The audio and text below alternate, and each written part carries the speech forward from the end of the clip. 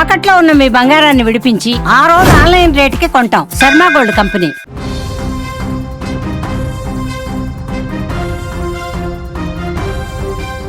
ఇది దుష్ట సమాజం, నికృష్టులు నివాసముంటున్న సమాజం, ద్రోహులు వెన్నుపోటుదారులతో నిండిపోయిన స్వార్థపూరిత సమాజం, హంతకుల సమాజం. ఈ మాటలు ఎందుకు చెప్తున్నానంటే, నేను చెప్పబోయే ఈ కథని మీరు పూర్తిగా చూస్తే మీ వెంట, మీ కళ్ళ వెంట కన్నీళ్లు కారుతాయి.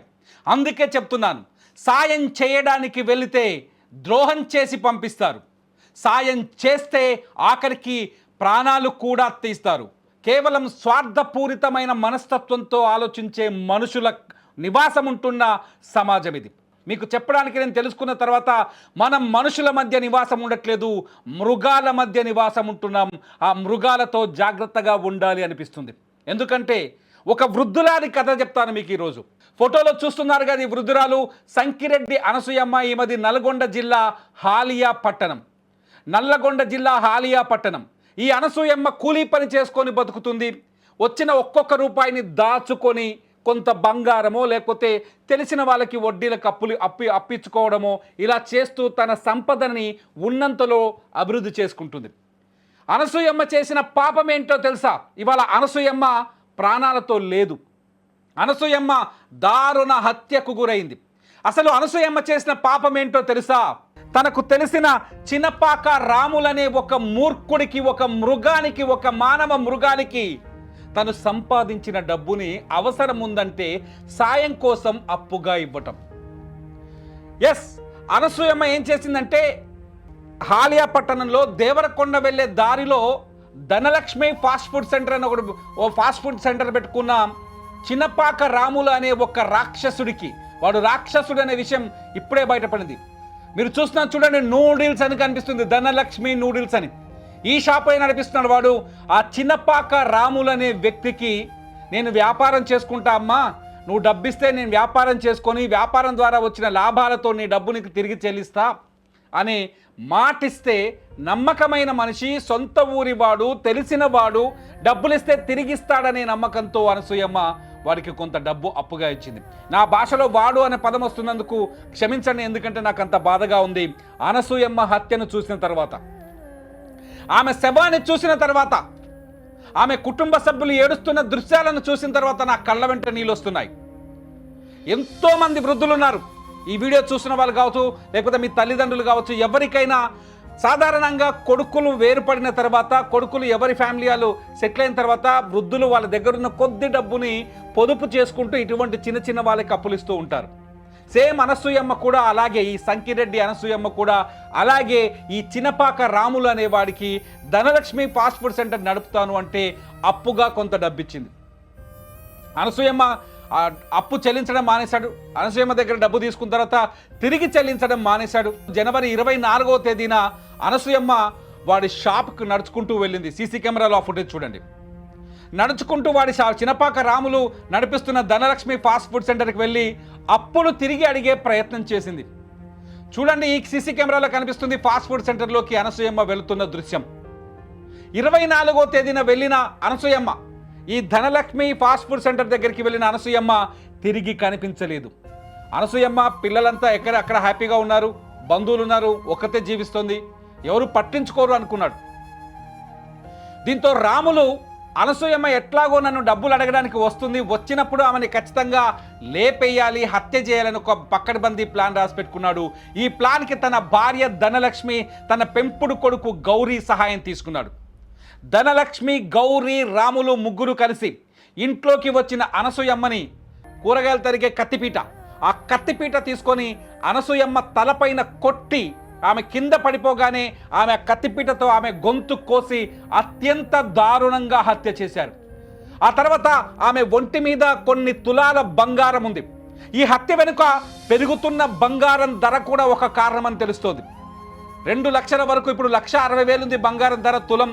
ఈ బంగారం ధర 2 లక్షలు దాటుతుంది, 4 లక్షలకు వెళ్ళే అవకాశాలు ఉన్నట్టుగా మార్కెట్ నిపుణులు అంచనా వేస్తున్నారు. ఈ నేపథ్యంలో పెరుగుతున్న బంగారం ధర కూడా ఒక కారణమని తెలుస్తోంది. అనసూయమ్మని హత్య చేస్తే అప్పు మాఫీ అయిపోతుంది, అడిగేవాడు ఉండడు. అట్లాగే ఆమె మెడపైన ఉన్న కొన్ని తులాల బంగారాన్ని అమ్ముకుంటే లక్షల్లో డబ్బులు వస్తాయని ఆశపడ్డాడు ఈ చినపాక రాములు. ఆ డబ్బుతోటి హ్యాపీగా జీవించవచ్చు అనుకున్నాడు. అందుకనే అనసూయమని చంపితే ఎవరు అడిగేవాళ్ళు కూడా పెద్దగా లేరనుకున్నాడు. కానీ ఆమెకు బంధువులు ఉన్న విషయాన్ని మర్చిపోయాడు. ఎప్పుడైతే అనసూయమ్మ మిస్ అయిందో కుటుంబ సభ్యులు హాలియా పోలీసులకి ఫిర్యాదు చేశారు.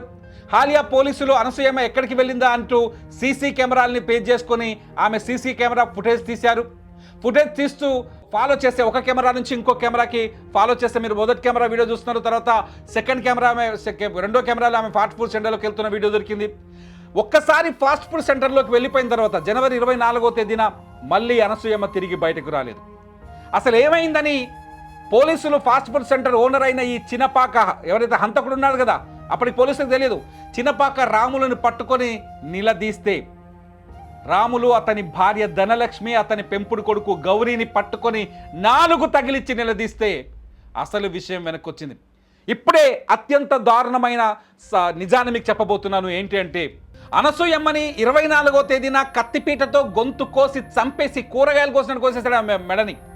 చంపేసి డెడ్ బాడీని తీసుకెళ్ళి ఇదే ఫాస్ట్ ఫుడ్ సెంటర్ వెనకాల ఉన్న ఒక స్థలంలో గోతి తీసి పాతి పెట్టారు. మీరు వీడియోలో చూస్తున్నారు చూడండి, వృద్ధురాల్ని పాతి పెట్టిన ప్రదేశం ఇదే. ఇక్కడే అనసూయమ్మ డెడ్ బాడీని పొక్క తీసి పాతి పెట్టాడు, గోతి తీసి పాతి పెట్టాడు. పాతి పెట్టి డెడ్ బాడీ పైన రాళ్ళు రప్పలు కప్పేసి ఎవడు గుర్తించడు అనుకున్నాడు. గుర్తుపెట్టుకోండి ఏం చేశాడు. ధనలక్ష్మి ఫాస్ట్ ఫుడ్ సెంటర్లో నూడిల్స్ తిన్నవాళ్ళు, నేను అడుగుతున్నాను, ధనలక్ష్మి ఫాస్ట్ ఫుడ్ సెంటర్లో ఫ్రైడ్ రైస్ తిన్నవాళ్ళు లేకపోతే ఫాస్ట్ ఫుడ్ తిన్న వాళ్ళందరూ ఒక్కసారి ఆలోచించండి, వీళ్ళెంత దుర్మార్గుడు. వ్యాపారం చేసుకుంటానని అప్పడిగితే అప్పిచ్చిన పాపానికి అప్పిచ్చిన వృద్ధురాలిని అత్యంత దారుణంగా ఇంటికి వచ్చిన తర్వాత కత్తిపీటతో ఆమె గొంతు కోసి చంపేసి డెడ్ బాడీని మీరు నూడిల్స్ తిన్న షాపు వెనకాలనే ఖాళీ స్థలంలో గోతి తీసి పాతి పెట్టాడు. సైలెంట్గా ఉన్నాడు. అనసూయమ్మ మిస్ అయిందని తెలిసిన తర్వాత అనసూయమ్మ ఎక్కడికి వెళ్ళింది అడిగినా చెప్పలేదు. వాళ్ళ బంధువులకు కొంతమంది తెలుసు వీడికి అప్పించిందని, వాళ్ళు వచ్చి అడిగారు, వాళ్ళకి చెప్పలేదు. అనసూయమ్మ గురించి అసలు నాకు తెలియదని చెప్పుకుంటూ వచ్చాడు. అసలు వాడు కూడా సింపతిని బయటికి వెళ్ళగక్కాడు. అయ్యో అనసూయమ్మ ఏమైపోయింది అని చెప్పేసి. చివరికి సీసీ కెమెరా ఈ చినపాక రాములు గుట్టును బయట పెట్టింది. పోలీసులు వెళ్ళి 4 తగిలిస్తే చినపాక రాములు హత్య చేసిన విషయాన్ని ఒప్పుకున్నాడు. At the same time dead బాడీని ఎక్కడో దాచిపెట్టలేదు, నా షాపు వెనకాలన్న ఖాళీ స్థలంలోనే గోతి తీసి పూడ్చిపెట్టానని చెప్పాడు. దీంతో పోలీసులు ఆ మృతదేహాన్ని వెలికి తీశారు. వెలికి తీసిన డెడ్ బాడీ ప్రాంతాన్ని మీరు ఇప్పుడు చూస్తున్నారు. నిజంగా ఇప్పుడు చెప్పండి, ఈ సమాజంలో రాక్షసులున్నారా లేదంటే మంచి వాళ్ళు ఉన్నారా? ఈ సమాజంలో మూర్ఖులు ఉన్నారా లేదంటే మంచివారు ఉన్నారా? ఈ సమాజంలో స్వార్థపరులు హంతకులతో నిండిపోయి ఉందా లేదా? మీరు చెప్పండి. సాయం చేయడానికి వచ్చిన ఒక వృద్ధురాల మాయకురాలు ఎవడైనా అప్పిస్తాడా తోటివాడికి? ఇలాంటి దారుణాలకు ఒడిగడితే ఆపదలో ఉన్న వాళ్ళకి డబ్బు అవసరం ఉన్నప్పుడు పక్కవాడు సాయం చేస్తాడు, మంచివాడు కాబట్టి.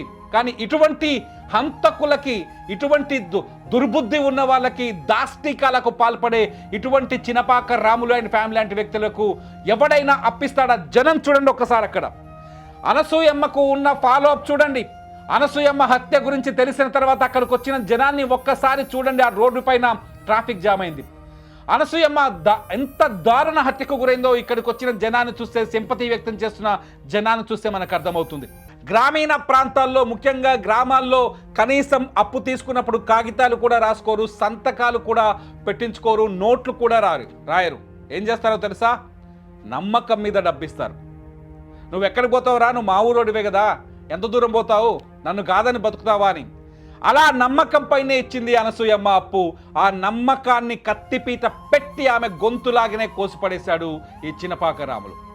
చినపాక రాములు చేసిన ఈ ఘటన హాలియాలో మరొకరిని తీవ్రంగా భయపెట్టినట్టే కదా, ఎవరైనా సాయం చేయాలనే మనసున్న వాళ్ళని బెదిరించినట్టే కదా, అప్పిచ్చిన వాళ్ళని హత్య చేసే మనుషులున్నారనే విషయాన్ని ప్రపంచానికి చెప్పినట్టే కదా.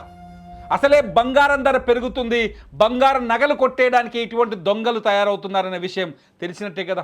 అనసూయమ్మ హత్యోదంతం తెలిసిన తర్వాత నిజంగా ఆ వార్త చెప్పడానికి నాకు కన్నీళ్ళు వచ్చాయి. ఒక్కసారి చూడండి పోలీసులు ఏం మాట్లాడుతారో.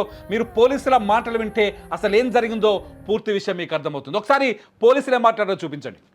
8 గంటలకు ఆలియా పట్టణానికి చెందిన సుంకిరెడ్డి అనసూయమ్మ అనే ఆమె తన ఇంటి నుంచి బయటికి వెళ్ళి సాయంత్రం వరకు రానందున ఆ రోజు వాళ్ళ అక్క కూతురు అయినటువంటి సుశీల గారు పోలీస్ స్టేషన్కి వచ్చి సాయంత్రం 8:30 గంటల సమయంలో తన చిన్నమ్మ కనపడట్లేదని దరఖాస్తు ఇవ్వడం జరిగింది. దానిపైన ఆలియా ఎస్ఐ గారు కేసు నమోదు చేసి మిస్సింగ్ కేసు నమోదు చేసి ఇన్వెస్టిగేషన్ చేయగా సీసీ కెమెరాలు అన్నీ వెరిఫై చేసి చేయగా ఆమె అదే రోజు ఉదయం పూట డైరెక్ట్గా ఈ ఫాస్ట్ ఫుడ్ సెంటర్లోకి రావడం జరిగింది. అది చూసి దాన్ని ఎంక్వైరీ చేసిన తర్వాత ఈరోజు ఉదయం సమయంలో ఈ ధనలక్ష్మి ఫాస్ట్ ఫుడ్ సెంటర్ యజమాని అయినటువంటి చిన్నపాక రాములు, అతని భార్య ధనలక్ష్మి మరియు అతని పెద్ద కొడుకు అయినటువంటి గౌరీ, వీరు ముగ్గురు 24వ తారీఖు ఉదయం పూట ఆమె వచ్చినప్పుడు తనకు ఇవ్వాల్సిన డబ్బులు అడుగుతున్న సందర్భంలో గొడవపడి తన మెడలో ఉన్న పుస్తెల తాడు కోసం లోపల ఉన్నటువంటి కత్తిపీట తీసుకొని తల మీద కొట్టడం జరిగింది. కొట్టగానే ఆమె కింద పడిపోగానే అతను అదే కత్తిపీటతోటి గొంతు కోయడం జరిగింది. గొంతు కోసి ఎవరు డోర్ పెట్టేసి తన షాపు వెనుక భాగంలోనే గుంత తీసి పూడ్చిపెట్టడం జరిగింది. పూడ్చిపెట్టిన తర్వాత ఎవరికి అనుమానం రాకుండా వాళ్ళు వివిధ ప్రదేశాల్లో తిరుగుతూ ఉన్నారు. ఈరోజు వారిని ఆలయ ఎస్ఐ గారు మరియు వారి సిబ్బందితో పాటు వారిని పట్టుబడి చేసి విచారించగా మొత్తం జరిగిన విషయం తెలియజేయడం జరిగింది. పోలీసుల మాటలు వింటే మీకు ఏమనిపిస్తోంది? ఈ సమాజంలో రాక్షసులు, రాబందులు, హంతకులతో నిండిపోయి అనిపిస్తోందా ఈ సమాజం? సాయం చేసిన వాడి గొంతు కోస్తారు, సాయం చేసిన వాడిని వెన్నుపోటు పొడుస్తారు, సాయం చేసిన వాడిని హత్య కూడా చేస్తారు. సాయం చేసిన వాడికి ఎప్పటికీ అన్యాయమే మిగులుతుందని ఈ సంఘటన మరోసారి రుజువు చేసి చెప్తోంది. మీరేమనుకుంటున్నారు? అనసూయ హత్య చూసిన తర్వాత మీరేమనుకుంటున్నారు? మీ మనసులో ఏదైనా బాధ కలిగిందా? మీకు గతంలో ఇటువంటి దారుణాలు, ఇటువంటి నమ్మక ద్రోహాలు ఎదురైనాయా? మీ అభిప్రాయాల్ని ఈ వీడియో కింద ఖచ్చితంగా రాయండి. ఒక మంచి సమాచారం గురించి మంచి వారికి తెలియజేసే వరకు షేర్ చేయాల్సిన బాధ్యత మంచి పౌరులకు ఉంటుంది. ఖచ్చితంగా ఈ వీడియోని లైక్ చేయండి, కామెంట్ చేయండి, షేర్ చేయండి. లైవ్ అప్డేట్స్ కోసం చూస్తూనే ఉండండి సుమన్ టీవీ.